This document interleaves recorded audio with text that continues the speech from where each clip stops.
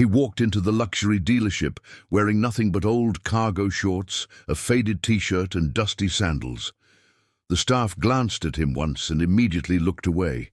A few women standing near the entrance giggled, whispering to each other as they watched him wander between the Ferraris like a tourist on a wrong street. They assumed he was there only for selfies.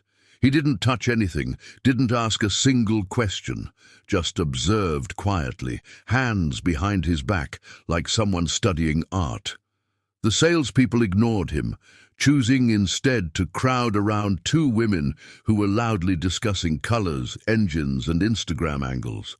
"So the exit is that way," one of the saleswomen finally said, pointing at the door with a forced smile.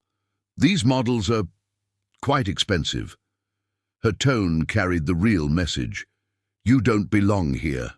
The women near the red Ferrari snickered again, one whispering, "Maybe he's here to apply for a cleaning job." He didn't react. He simply walked past them, still studying the cars, his eyes steady, calm, and strangely confident. When he reached the matte black Ferrari SF90, he finally spoke. "Who's handling purchases today?" His voice was quiet, but something about it made the room pause for a second. The saleswoman blinked.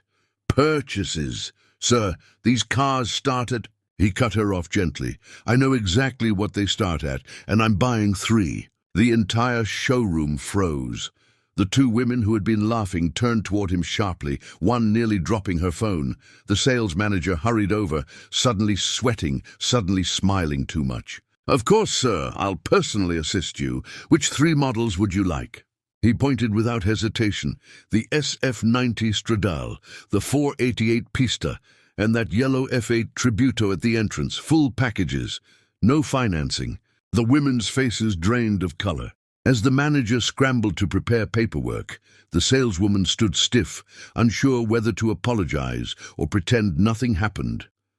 The man in shorts leaned casually against the F8. "Funny thing," he said without looking at her. "People always judge the wrong things." She swallowed. "Sir, I didn't mean to offend." He raised an eyebrow. "You meant exactly what you said, but that's fine. I don't buy cars for approval." His tone wasn't cruel, only honest. The women who mocked him earlier approached awkwardly. "We didn't know you were, rich," one said, trying to smile. He finally looked at them. "I didn't know kindness required wealth," he replied calmly. They fell silent, embarrassment flushing their faces. When the paperwork was ready, the manager asked politely, "How would you like to pay?" The man placed a small black card on the desk. The manager's eyes widened instantly. A metal card with no numbers, the kind reserved for people whose annual spending exceeded what the dealership earned in months. The staff's attitude transformed instantly. Water, coffee, forced compliments. Suddenly he was a VIP. But he accepted. None of it. He waited quietly, scrolling through his phone, more focused on an incoming message from his younger sister about her college fees than the entire spectacle unfolding around him. Outside, the sun warmed the pavement as the 3 Ferraris were rolled out, their engines roaring like thunder. People passing by stopped to record videos. The 2 women who had laughed earlier hovered near the door, watching the man who didn't fit any stereotype they expected. The manager extended a hand eagerly. "Congratulations, sir. You've made one of the greatest purchases we've ever handled in a single day." The man shook his head slowly. "I didn't buy them for myself." The staff stared. "They're gifts," he said simply. He pointed at the first Ferrari, the black SF90. "This one is for my brother. He worked 3 jobs for years so I could finish my engineering degree. Then at the 488 Pista. This one is for my best friend. He's been supporting his sick mother alone. He deserves something good." Finally, he touched the yellow F8 lightly. "And this one is for my sister, so she knows her dreams matter as much as everyone else's." The room fell silent. No one knew what to say. The man started walking toward the exit, the warm afternoon breeze hitting his face.